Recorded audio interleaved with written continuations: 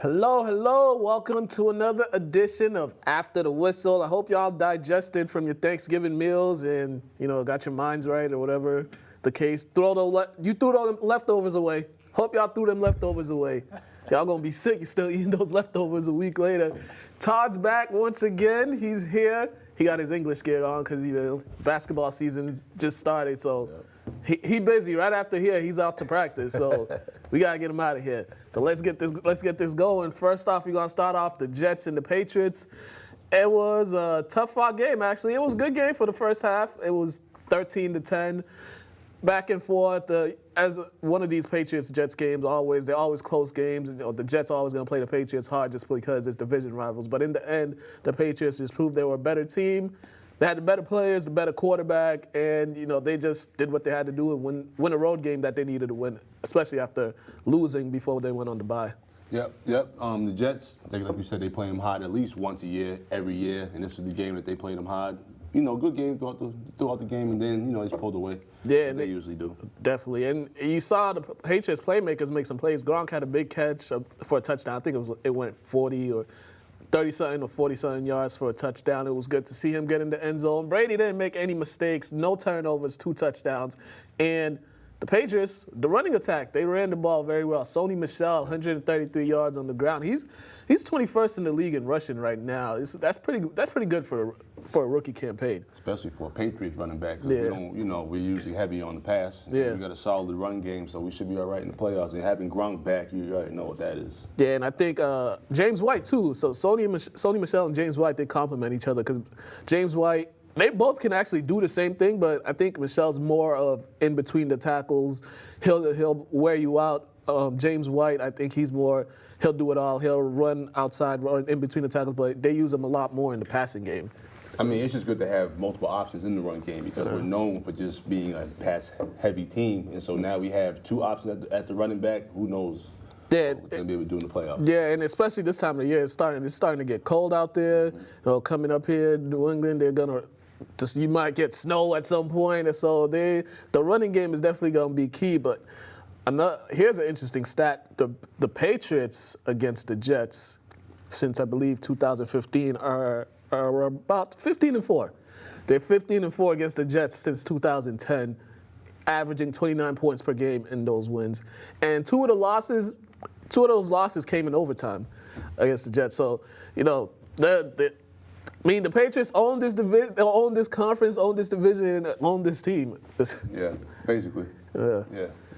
So, also, this was a good win for the Patriots because now they're 8-3. They're second in the AFC. They still have a chance to be the number 1 overall seed in the AFC because they did beat the Chiefs, who just a game ahead of them. But this was a big win for them. So coming in, they got the Vikings next week. So the Vikings took on the Packers, and this was another game. It was good for a while, and then the Vikings just pulled away. The Packers seemed like they got too stagnant on offense. They couldn't do nothing. Their passing game didn't work in the second half, and Kirk Cousins, 342 yards, 3 touchdowns, actually playing like they paid him. Yeah, Kirk had a good game. Honestly, Aaron Rodgers, I feel like they should have shut Aaron Rodgers down once he had that knee injury early in the season, just because you see how the season's going. Like, they're looking awful. Yeah. And he's your franchise quarterback. He's one of the best quarterbacks we've seen in the NFL in a long time. And you don't want to just have this season be a waste. Yeah. And have me take all the necessary hits for no reason. Yeah, and this just shows you how poorly managed they are because they don't have a solid backup for him. They didn't put a guy behind him who could come in and just manage the game, manage some wins. Because let's say they sat Aaron Rodgers out for probably the first 4 or 5 games. You don't have a guy that could go in there, go 3-1 or 3-2 or 4-1. They don't have that. Their backup quarterbacks are just average, are below average players. And we saw what they were when Aaron Rodgers was hurt a few years ago. What they did. So that's management's fault. And the record too. You look at their record. It's like they're not going to even make the playoffs. So you might as well sit him before something happens to him, which we hope nothing happens to Aaron Rodgers or any QB in the league at all. Yeah, and this speaks more volume. This looks like a team there's gonna be some drastic changes happening in Green Bay after this season because we talked about this before. There's no way you have this talented of a quarterback and you guys are not good. There's absolutely no way because they have talent. they have talent all around, and there's no way that should be this bad. Yeah, and it's kind of like, and you're throwing like an injured, you know what I mean, dog out there. Like, you can't even compete fully. So, and you're losing games continuously. So you might as well just tank the season, or not tank, but give your backup some opportunities and just see what he can do. Yeah, because you don't learn unless you get out there. Especially in sports, you're not going to learn by standing on the sideline. You got to get out there. Talk about the Vikings for a bit. They needed this one because they were, if they lost this game, they'd be falling way back in the playoff race. And this is a team that came in the league this season with so much expectation, Super Bowl aspirations. And if they lost this game, then their chances of making the playoffs would be slim. But they actually put together a solid game. Their defense stepped up, although they didn't force any turnovers. Not that I know of, but they stepped up, and Adam Thielen, he had another big game, 8 catches, 125 yards. It's solid. He broke Moss's record over the weekend, correct? I believe so. Yeah, he broke Moss's record. I think it's, oh man, I can't even think of the record, but I know that they made a big thing about it online, and he showed a picture of him with the Moss jersey on. Oh, the Moss was there too, but receiving his Hall of Fame ring. That was there too. So he broke one of Moss's records. I'm not sure which one it is. Just look it up. Yeah. So now the Vikings are coming into New England this weekend. This is gonna be a tough one for the Patriots because Patriots secondary are gonna have their hands full this weekend with the Vikings wide receiver. Adam Thielen and Stephon Diggs are probably I'd say they're up there with the best wide receiver combo in the league. Because Adam Thielen, I think this guy, he gets just 10 catches a game or 100 yards per game. Yeah, he catches everything. He catches everything. Him and Diggs as well. They don't drop a lot of passes. Any pass that's thrown their way, they make plays. And what we've seen with the Patriots defense is speedy receivers and playmakers on the outside have given them fits, so they're going to have their hands full this weekend. We don't have the best D this year. Hopefully, Mother Nature could also play as a defender, because when you play in a dome and you hit outside, and this weather and this northeast weather is a little different than Minnesota in a dome. So we get it. They live in the cold, but you got to play in the cold out here. I think with the Patriots' advantage might be the Vikings are a one-dimensional team. They, although they have some talent on the running game, Latavius Murray, Dalvin Cook, those are two groups. They don't use them that much. They're close to the bottom in the league, 30th in the league in rushing. They're 5th in the league in their rushing offense is, I believe, like 5th or something in the 4th.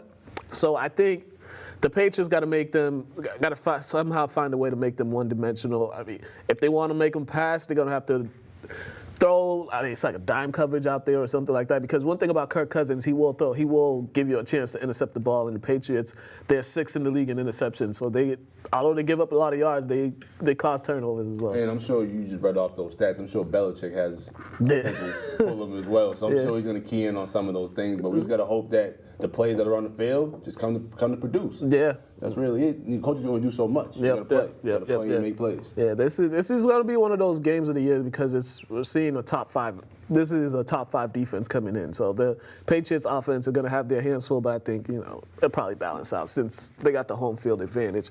And then as we move on, let me bring up Baker Mayfield. He's been making headlines.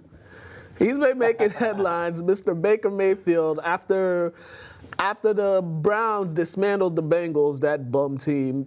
Hugh Jackson was on. He went to the Bengals, and after the game was over, Hugh Jackson tried to, give him the handshake, the sportsmanship, and Baker Mayfield was just, that touchdown was crazy.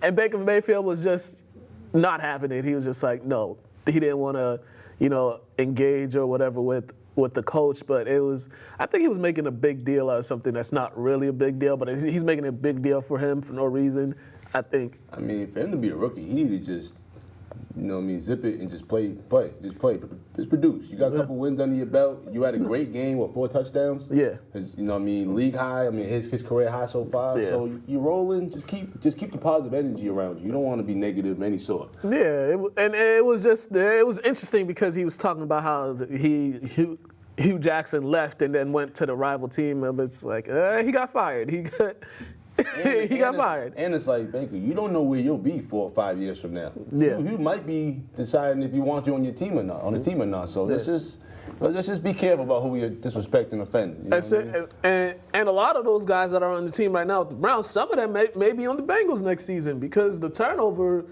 ratio in the NFL, players go from team to team, especially they'll go from rival to rival. And I think he was making this a bigger deal than it needed to be. He just should have you guys got the win, you played well. That's it. He's not your coach anymore, so you don't really have to talk about him that much. And maybe he probably didn't know everything that went on.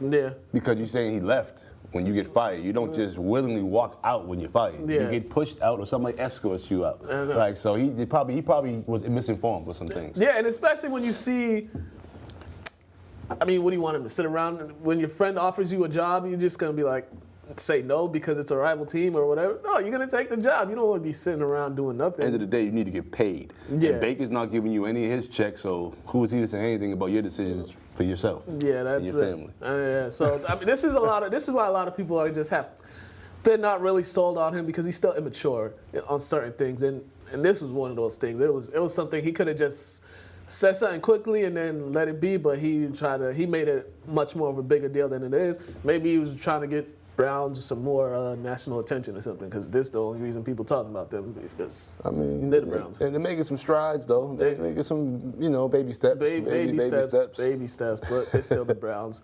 True. One bad team to another bad team, the Jaguars. The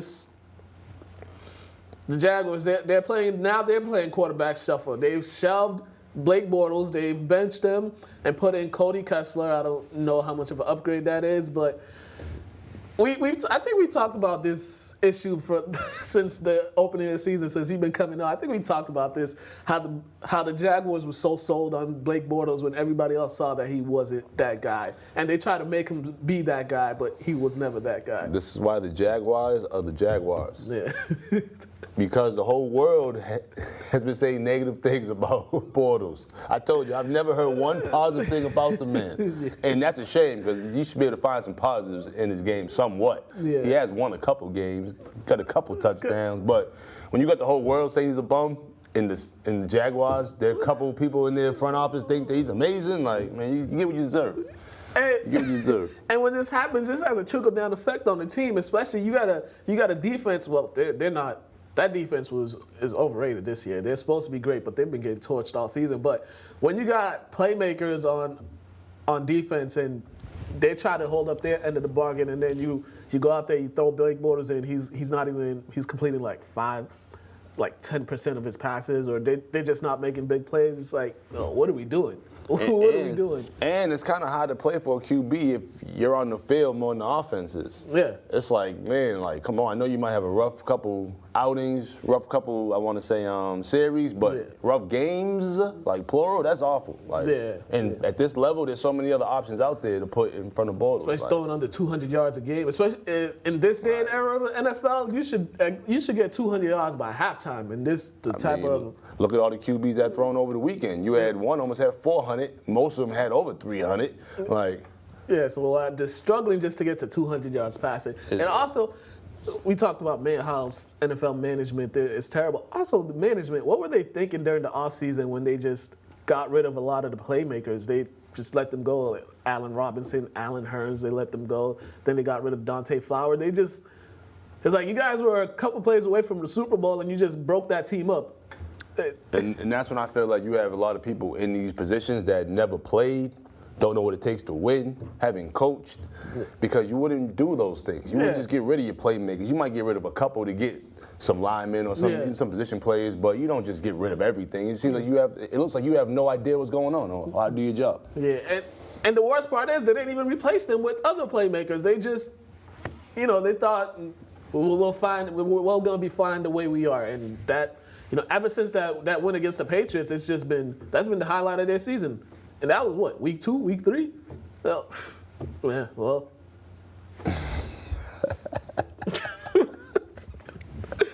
Yeah, that's why you guys suck. The Panthers are on 3-game losing streak.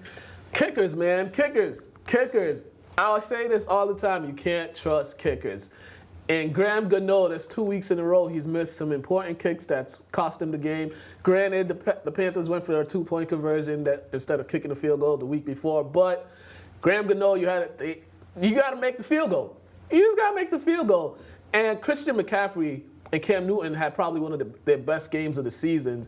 McCaffrey had 100 yards rushing, 100 yards receiving, a couple touchdowns. And this was probably one of the best games the Panthers put together. But, their defense has been a disappointment this season so far. They haven't been able to get stops. They've been giving up big plays, and their chances of making the playoffs is diminishing weekly.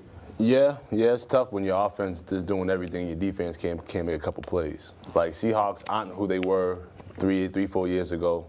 They're having a tough down year. Yeah. And they're not. And you have to take advantage of those times. Yeah, and Russell Wilson, he took advantage of their mistakes. He found Tyler Lockett for a deep pass that pretty much set up the game-winning field goal. The Seahawks, although they're not the same team that they were, they're adapting. They're adapting. They're in the playoff. They're in the playoff hunt right now. I think they're in the wild card right now. If the playoffs start today at 6-5, but they've adapted. They can't block for Russell Wilson. I don't know why. That dude's always running for his life, but they can run the football. I believe they lead the league in rushing, so they've adapted. They went back to smash mouth football, and their defense isn't that bad. No, I mean, they just know who they once were because they were so high. You know what I mean? Yeah. They were a powerhouse, and then so many players left. Now they're just a regular 500 team. Yeah. You know what I mean? Or I want to say they're cruising above 500. Yeah. You know what I mean? Hovering above 500. Yeah, they're one of those teams. They'll make the playoffs, but the most they'll win is one game, and then probably be out or not a single game. Mm-hmm. So the playoff is coming soon, so we'll see what happens. The Steelers came into this game against the Broncos as a number 2 seed. They were the favorite in this game, and turnovers. They turned the ball over. Ben Roethlisberger threw a terrible interception at the goal line that could have tied the game. One of their tight ends, he had a touchdown, and he wanted to try to run over the player, and he fumbled the ball, and it goes out of bounds. Touchback, and I believe there was another interception Ben threw, a costly interception. The Steelers played well this entire game. If you looked at the stat sheet, you would have thought the Steelers won this game, but you look at the turnovers; those were the differences, and the Broncos were able to capitalize on those turnovers. I mean, from what I've been seeing from the Steelers this season, that's how it seems. Like when they play good football, turnover-less football, they win games. When Roethlisberger has 1 or 2 turnovers, they can't recover from those. Yeah, and the turnover at the goal line, it was just a terrible pass because the guy, he was trying to throw it to Antonio Brown, but he was covered. He tried to force it in there, and the lineman just made one heck of a play, but it was a pass he didn't even need to make. He should have thrown it out of bounds and just play another down because you guys need this win because what we've seen from the Steelers is in the playoffs when it comes to them playing the Patriots, it's they just lose, and they got to try their best to avoid the Patriots to probably like the championship game. But losing this game cost them because they would have, if the Patriots win out and the Steelers win out, the Patriots will have the first round bye and the Steelers will be hosting a first round game. So the turnovers going to come costly. Yeah, I'll be honest. Steelers, no turnovers, you win. Turnovers, you lose. Yeah, that's how it is this season. That's for y'all. always the recipe for winning in any sport. You don't turn the ball over, your chances of winning is going to be really, really high. But it seems like when they have turnovers, like their momentum just completely shifts to the other team, and they can't even get it back. Yeah, they have those type of turnovers that there's some turnovers you could survive off, but they have those turnovers that they just kill everything. Deflate you. Yeah, so I mean. That's the Steelers. And Ben Roethlisberger was trying to blame the receivers. He tried to blame Antonio Brown on that interception he threw, the game-winning interception he threw. He said he should have ran a flatter route or something like that. And then he said he'll keep throwing it. He don't care about interceptions, and he'll just keep slinging it. But first of all, you're like the point guard of your team. You make a turn. You throw a turnover, that's your fault. And as the leader of the team, you have to take ownership of those mistakes. Even if it might have been his fault, you being the leader, sometimes you be like, my bad, I'll throw a better pass next time. Yeah. And one thing, you call them out. And one thing they tell quarterbacks, especially when you're in the red zone, is whatever you do not turn the ball over. I think that's one thing coaches, pee-wee, high school, college, they tell their quarterbacks, don't turn the ball over in the red zone because those points, 3 points, 7 points, you lost the game by 7. You turned the ball over twice in the red zone. And nobody told him to throw it. You have the option to throw it or not throw it. So when you throw it, take whatever consequences happen after that. Yeah, and that's one thing about Ben. That's one thing about Roethlisberger. He's always blaming other people. We've seen this throughout his career. He's always trying to blame other people for the mistakes he makes, and we're big on accountability. Yeah, especially when you're the quarterback, because some quarterbacks they get crucified for doing things like that, and some. They just brush it under the table. Mm-hmm. I won't say no names, but the Saints are looking like the best team in the league. They had a drumming of the Falcons. The Falcons, I think they've already thrown in the towel on the season. They're sorry. The Saints, once again, they were at home. They did what they needed to do. Turnovers, once again, the Falcons were turning the ball over at a high rate. They had a couple costly turnovers. They had one fumble in the red zone. Although they recovered, it went from them getting 7 points to 3 points. And when you play the Saints, you need to get 7. You can't get 3 points.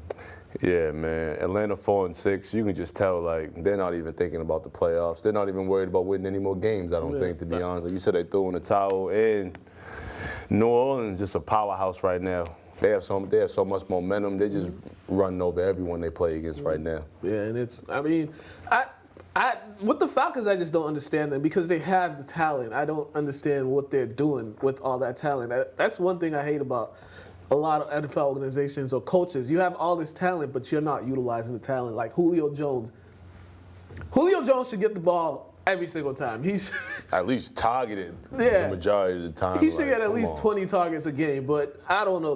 They try to force feed other players just so they don't force feed Julio Jones, but that's a guy you force feed the ball to. I feel like in sports, though, in today's world, people are more worried about how people feel about not getting the ball or not doing this. Nobody cares about your feelings in sports, especially when you're getting paid for it. Either you win or you lose. The best players play. The best players make the plays.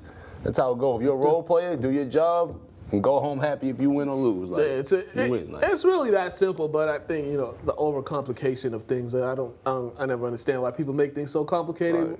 Simpler, make things simple, make life easier for yourself. But some people like to go the hard way. One thing I forgot to mention earlier about the Patriots: December's coming. They're 54-10 in December since 2001. Yeah. So they don't lose that many games in December. I mean, I did tell you the weather. Hopefully he plays a, extra defender. It's about that time. I forgot to add that little nugget. We're going to talk about the NFC East right now. Who wants to win the NFC East? So we got two teams at 6-5, the Cowboys and the team from Washington. The Eagles are 5-6, and they actually still have a chance to win the division. The Giants are done. They're 3-8. They're done. So right now, if you want to look at the upcoming schedule, the Cowboys, they have a game tomorrow, Thursday, against the Saints. It's a home game. It's going to be hard for them to win because the Saints, they travel well. Then they have another home game against the Eagles. That's probably going to be the biggest game. That may be the deciding factor for the division. Then they have a road game against the Colts. The Colts are streaking. They're pretty hot. Then they got the Bucs at home, and then they got the Giants. The Giants game might be one of those games for the Cowboys they need to win to get in. Because I think this division is going to come down to the last game of the season. I can see that. The team in Washington, they're done. Although they're 6-5, their quarterback's done. They got Colt McCoy as their quarterback. He put up some numbers, but the Mentos kill. Yeah, he did. But some of these games they do have are kind of winnable. It depends how their defense plays. They have the Eagles on the road. They got the Giants at home. The Jaguars, that's a winnable game. Titans, that's a winnable game. Mm-hmm. And they got the Eagles for the last game of the season. So they may make things interesting, but I think they're done. And for the Eagles, their schedule, they have Washington at home. Then they have 3 of the last 4 are on the road. They got Cowboys on the road, the Rams on the road. That's going to be a tough one. Texans at home, and then they end the season against Washington. So yeah, it's going to be tough for them. It's going to be tough for the Eagles if they. 8 wins or 9 wins 7 wins might win this division. So I don't know. It's going to be a tough one. Yeah, it is. Now for the end of I lost my train of thought. Yeah, AFC playoffs. I got it right here. I just pulled it up. So the AFC playoffs right now, the top 4 seeds, Kansas City, New England, Houston, Pittsburgh. So that loss from Pittsburgh, it really dropped them. They dropped them from the 2 spot to the number 4 spot. Patriots are at number 2 right now. They have beaten Houston and Kansas City. So if Kansas City loses at any point and the Patriots win out, the Patriots will have the number 1 overall seed and they don't have to go on the road. Also, the wild card will be the Chargers and the Ravens. The Ravens are playing well. Lamar Jackson, he's been playing well. The team I'm watching right now is the Colts. Remember we said they hot. Luck. He found his new rebirth. Yeah. He found his new self. He's been out there balling. Yeah, and it's actually, and usually with the Colts, you worry about their defense, but their defense has actually been making plays and getting stops when they need to stop. So the Colts are one team I think, they have a chance to actually get into Division 2 because they do have a matchup with the Texans again. So, I mean, that's the team to watch right now. Also a team in the NFC to watch, the Bears. Mm-hmm. The Bears. I think Khalil Mack, man. Yeah, right now they're the third. They got the third best record. They're the number 3 seed. But those guys, I think they might ruin some of these chances. And their backup played pretty well, didn't he? Yeah, Chase Daniels. Yeah, Chase Daniels played pretty well. Yeah, he's a veteran. He's been around. He was with the. I just forgot Trubisky or whatever his name was injured. Yeah. So when I looked at in the box score, I was like, oh snappy, but all right. Yeah. So the playoff race is getting tight. This is all these games. This comes down to the season. The important part of the season right now. Lastly, with the NFL, Reuben Foster, this guy, he was arrested this weekend and charged with domestic battery in Tampa Bay. And this isn't his first time. He was charged with felony domestic violence earlier this year in April, but those charges were dropped because the girlfriend recanted her statement. But now this is still the same girlfriend from April. So, I mean, this guy, she almost put his career on the line the first time, and he just still stuck around. And sometimes you just gotta make smarter decisions. You just gotta know when to let it go. Yeah, because even if it's true or not, and I want to say she cried wolf the first time, he's just risking your freedom and your multi-million-dollar deal. Yeah. You have to go be by yourself or go find a new friend. Exactly. Like that's just something you don't play. You don't play with somebody's freedom just in life. Yeah, exactly. I mean? And for him just to even still be around her, you're not making the smartest decisions in the world. And now we're gonna talk about Washington. They pick him up after that, knowing he has this lingering over his head. This isn't the first time they've done something like this. I believe a couple years ago they picked up Junior Gillette from the Saints, and he was also being charged with domestic violence, I believe, as well. I'm not sure if it was domestic violence, but it was something. And they picked him up, and that turned out to be the wrong thing to do because they released him afterwards. So this organization does not make the smartest decisions when it comes to character of players. It just shows that the people up top just don't really care about domestic violence. Because even though he might not be guilty, he might be guilty, might not be guilty. Just that hanging over your head, most teams won't even mess with you because of the issues they had a couple years ago with domestic violence and the big campaign they had about fighting against domestic violence. Yeah. So why would you just go against the code of the NFL and just do what you want as one organization? Yeah, the NFL just shows time and time again that they don't really care about certain things. And then this, Colin Kaepernick is probably sitting back. This looks much better for his case against the NFL for him being blackballed because once again, people say it all the time. All Colin Kaepernick had to do was probably hit a woman, and he'd probably still be in the league because we see it time and time again. We see players that hit women or that have substance abuse issues. They constantly get second and third chances. Run people over. They get second and third chances, but a guy who hasn't even laid a finger on anybody or done anything controversial, he can't even get a call. Because that's more powerful. That's why it's more powerful. Yeah, well, sad, but hey, that's the NFL for you. We're going to go to Craig. When it's Fantasy No Huddle, we'll talk about fantasy football, and playoffs is coming up. So, here's Craig with the Fantasy No Huddle. Get up, Craig. Get up, Craig.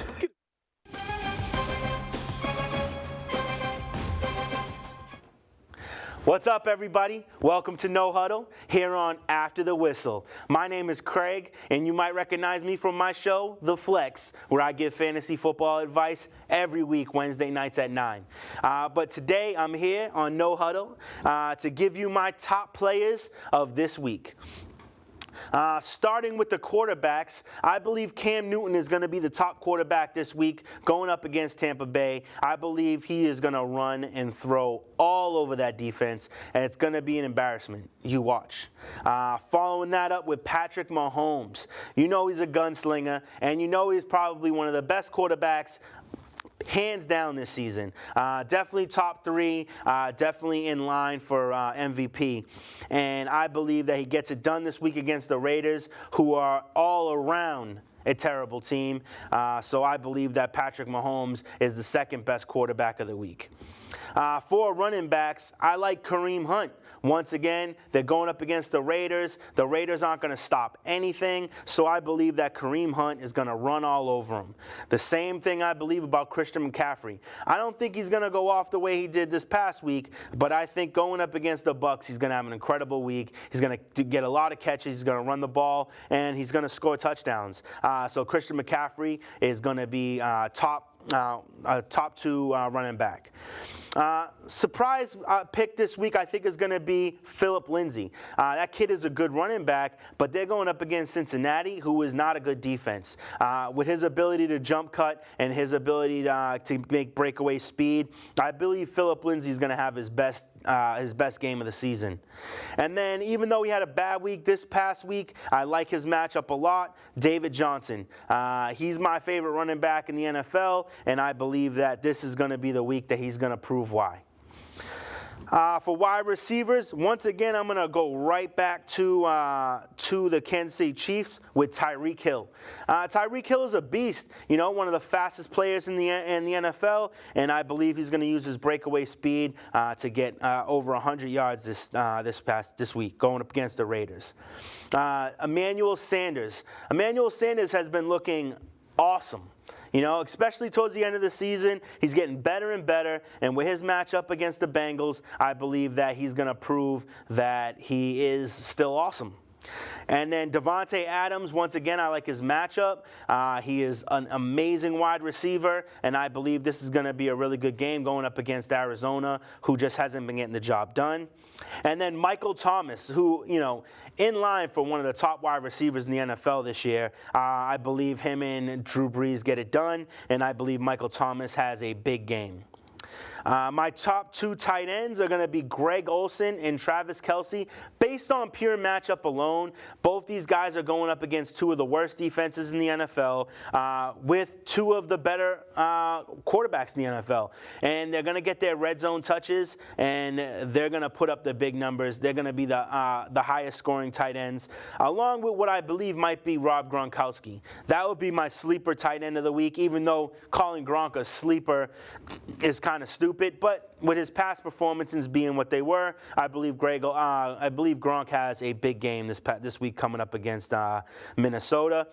Finally, for defenses, the Panthers against the Bucs and Buffalo going up against Miami.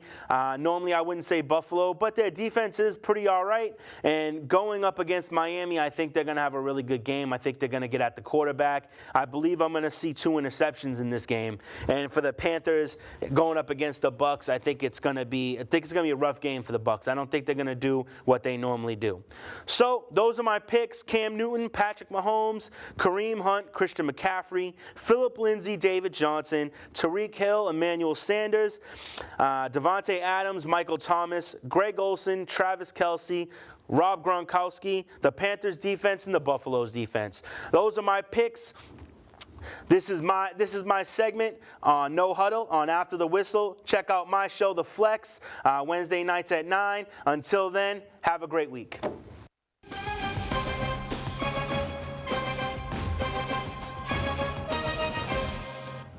And we are back. Thank you, Craig. Craig.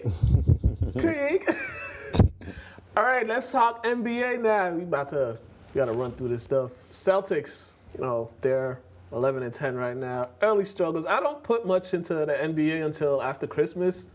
I don't even panic.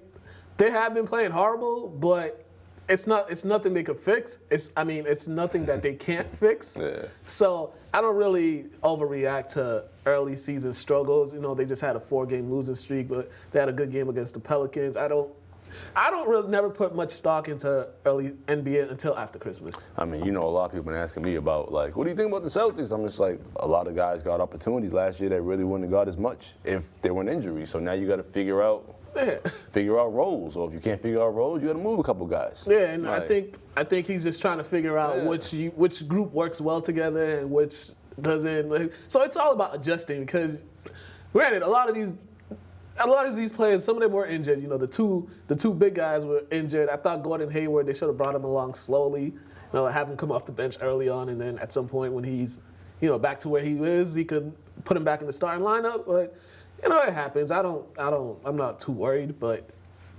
people just like to panic. People just like to worry about too much right away. And they forget the NBA isn't like the NFL. You know, there's 82 games. So. Yes. So at times they may look like they don't want to be out there. It's 82 games, so you know, but they'll figure it out. I think they'll be fine. Definitely. Markelle Fultz, here we go again, seeing another shoulder specialist. How many times do you have to see a shoulder specialist for your? I just think they're doing way too much. Like I forgot what analyst was talking about, like how he played when he's at Washington. Yeah. Like, he had his jumper looked fine. It wasn't the best, but it looked fine. He scored. He could finish. I don't know why they're messing with this man's jumper and all that now. Just get him stronger and just get him more reps. Yeah, and he also just needs to go out there and play. He's thinking too much. Everything's affecting him. It's all mental at this point because there's no reason you should constantly be seeing a shoulder specialist, especially when I don't think there's nothing wrong with you. You're just thinking too much. Yeah, I think it's the market he's in too. Philly's like, you know what I mean? Philly isn't as big as New York when it comes to like publicity and the media, but they're hard. Hard. Philly, they're never happy. They're never happy over there. But Jimmy Butler, he's been killing. He's had a few game winners already. He's that. We talked about him being that guy that they needed, and he's been that guy that they needed, especially in the closing moments of the game. Surprise teams for you so far? Who's some teams that surprised you? Sacramento. I'm so used to them being the doormat or the doorbell of the NBA. they're finally like the threshold. Like, because I mean they're playing well. A lot of young talent, and they're figuring things out. They're getting some wins. They're learning how to win. They're finishing games. And they're actually competing. That's one thing. They'll compete for one quarter, and then you know the rest of the game's a blowout. They're actually competing. So that's one team. The Nuggets, I knew they were going to be good, but they're really, really good this year. They're taking a step forward. They're trying to, you know, because there's no clear-cut second favorite team in the West right now. So they're trying to take that cut and challenge the Warriors because they have the talent. They have scorers too. You know, and this era of NBA, you need guards, and they have two guards, Murray and Harris, that can put the ball in the basket. So that's my team right now. And then the East side, the Pistons. Pistons been surprising me. That Blake Griffin actually looks like the all-star that he was. Andre Drummond, he's always going to be getting you double-doubles all day. But Reggie Jackson, Reggie Bullock, they're role players. They're just playing solid team basketball. Dwayne Casey's doing a good job. I can see the Pistons because I didn't really expect too much out of the Pistons this season. I expect them to be, you know, decent, but not as good as they are right now. And Blake's been doing his thing. You know, I'm not a huge Blake Griffin fan because I felt like sometimes in LA, they try to force him to do too much too early when it came to handling the ball and all that. But he's starting to figure it out. He's coming to his own. Yeah, and we got there's a boxing match this week. Deontay Wilder versus Tyson Fury. This one, two guys, both undefeated, both knockout specialists. Wilder 40 fights, 39 knockouts. So only one of his fights has been in decisions. Fury 27 fights, 19 knockouts. Both of them are orthodox.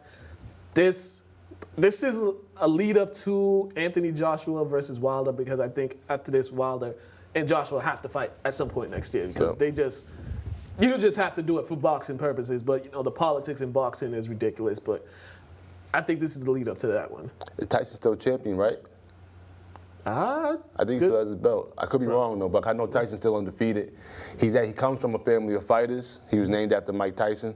You know what I mean? So I don't know if you know he came from a family of fighters. So I was watching the little segment, the little story on the little upcoming fight, kind of like the Mayweather stuff, the show. And he was just saying like Wilder's never fought a guy like him because he's conditioned to fight. He's an actual fighter, and Wilder, you know, he's a football guy that turned into a boxer. Yeah. He happens to just be massive and strong. Yeah. So I don't think Tyson thinks he's as skilled and as I want to say, he wasn't born to the sport. Yeah. Kind of like Tyson was. Yeah. That's what a lot of people say about Wilder. Is like he's a great fighter, but he's not that skilled. He's a little wild with his punches. So I think they say if he fights somebody who's skilled, he's gonna have a hard time beating him. And you know this, We'll see. I just hope him and Joshua get in that ring because we don't want to have another Mayweather-Pacquiao win. I understand that. And And boxing needs this just to keep it afloat. Especially the heavyweight division. Because UFC is kind of like pushing boxing out the side, Yep. out the way. And I like them both. UFC, I compare UFC like ballet and strippers. Yeah. Ballet, quiet taste, but everybody loves strippers. So that's how I can compare boxing to UFC. Hey, you know what I mean?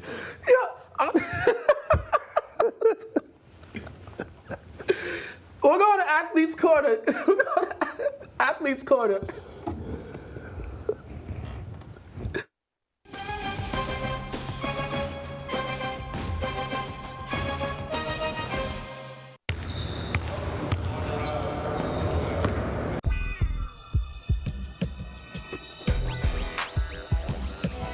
Welcome to another edition of Athletes Corner. I'm here at Wentworth Institute of Technology. I can't even talk. I'm here with Coach Galloway. Coach, entering his 6th season here.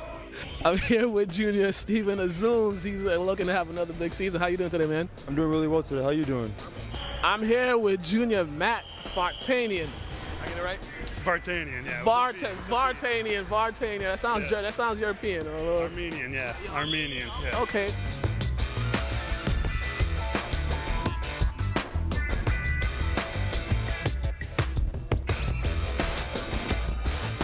What are some things that you've learned about yourself in your 6 years here so far? Sure. I've definitely learned that I love being around the kids every day and at practice every year and learn that every year is different. What should we expect from you guys this season?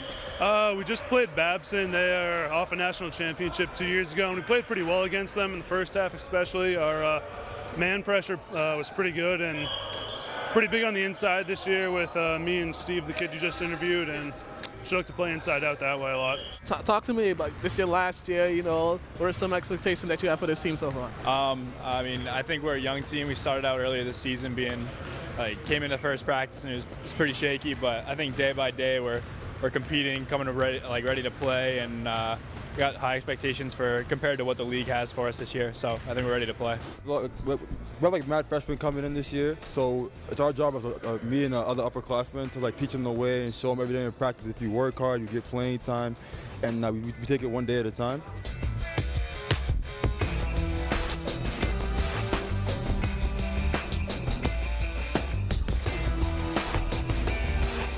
What are some things that you learned from last season that you guys think you guys are going to improve upon this season? Mostly rebounding, because with a lot of guys who graduated last year it's up to me as a big man to work every day on defense and talk on defense and communicate to my teammates and talk to them every day in practice and work out and every day work hard. Steven said one thing that you guys are looking to improve on is rebounding this season, playing in the inside more. Is that one of the keys to the team this year for success? Yeah, it absolutely is. We're not the biggest team. Steve's a pretty big guy, and Matt Vartanian, who you talked to, is a big guy too. And after them, we're kind of a smaller team. So it's really important that we're physical and we box out and focus on rebounding because we're just not the tallest team this year. Is that what we're going to see more of you in the post, inside, outside, or you're going to be more inside? Primarily more inside, occasionally high post, 15-footer, but not at the three-point range yet. No, we're not there. Not there yet.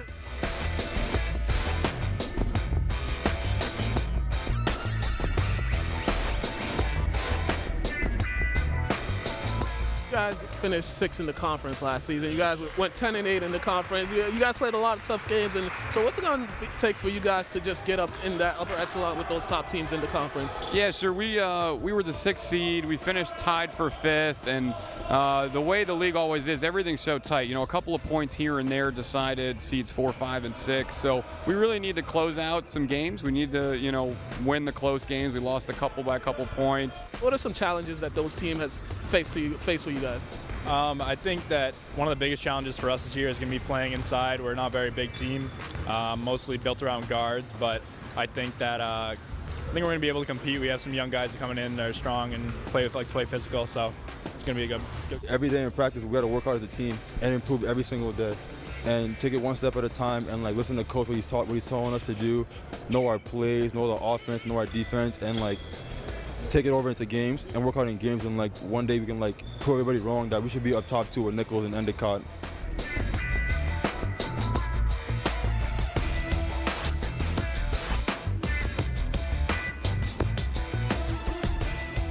in the practices that you guys have so far, leading up to the season opener on November 10th, what are some things you've seen, that you guys are really doing well at, and what are some things that you guys are going to improve on as the season goes on? I think our competitiveness so far has been really good. Every day, guys have came in and kind of really gone at each other. And then I think just picking up like the crispness of like our plays and making sharper and smarter decisions will help us out. Freshman class, a lot of shooters. Last year we really struggled shooting from the outside, but a lot of young shooters out there, and they're making their impact already. Last year offensively, we weren't the best team, and this year we just need to be a better shooting team and more effective offensively. Now, you guys, you lost a couple seniors, so, and they said you have a couple younger players and some shooters in there. How key is that for them to contribute to the team? Yeah, we've been able to tell about half our team are new guys, one sophomore transfer, and a bunch of freshmen. And it's exciting for them because I told them they really don't get any learning curve. They get thrown right into the fire this year. How is it like just getting them transitioning into the college game? Oh, it's awesome. I mean, I remember my time 2 years ago, first game, a lot smaller than everyone, but you grow into it, and you learn the games a lot faster than high school, and they've learned that playing in practice and in the 2 scrimmages we've had already.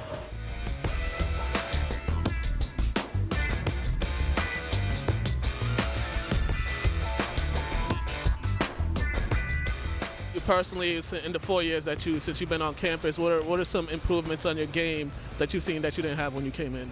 I think in terms of basketball, just definitely my knowledge of the game, reading screens, reading different plays and cuts. Mostly just like with the coaching.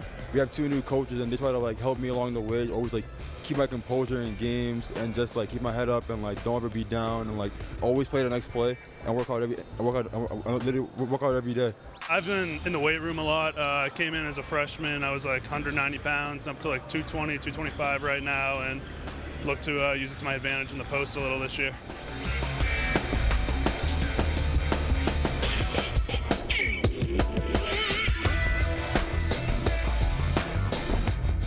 Steven said if I played him in one-on-one, I couldn't get 1 point on him. He said I wouldn't be able to get 1 point on him. Do you believe that?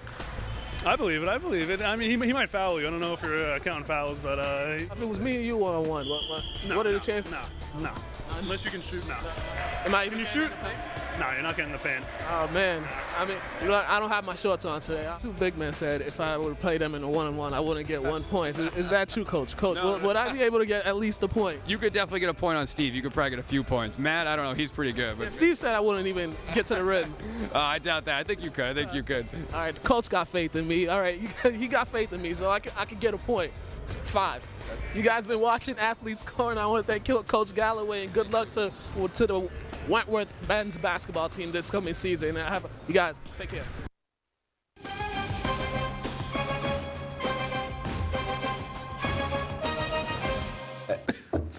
And we are back. You see him. Can't deal with this dude right here. We're gonna talk some college football before we wrap the show up. There was a blowout in Ohio. That was embarrassing. Ohio State basically ran through Michigan. This is 7 years in a row that they've beaten them. 14 out of 15, they've beaten them. At what point do Michigan players have to look themselves in the mirror and say, okay, this is actually ridiculous, especially for a rivalry, for it to be lopsided like it's been so in recent history? It's terrible. I thought they would have looked after this game. Because this is the year that they should have beat Ohio State. Ohio State, they're 10-1, but they've been struggling to beat teams. Like, Ohio State has not been looking like the Ohio State of the past. Yeah. And they have all this other issues happening outside of football. I mean, Urban Meyer still shouldn't be coaching, but that's just me. Oh. But, yeah, Michigan, that's embarrassing. I watched that game, and I was embarrassed watching that game because, you guys said you're on this revenge tour. This is the year that you guys are going to beat them, and you just go in there and you embarrass yourselves. You guys they're overrated. Yeah, I mean, there really isn't much to say about this game other than they didn't come to play. Yeah. They just didn't come to play. Yeah, that's terrible. And, They got smacked. will they ever beat Ohio State now? Who even knows? Who even knows? So college football playoffs, the only change is Georgia's the number 4, Michigan's out. Ohio State and Oklahoma are on the outside looking in at the 5 and 6 seed right now. Notre Dame, I don't know why they're even in the top 4. I don't think they're top 4 teams, but whatever.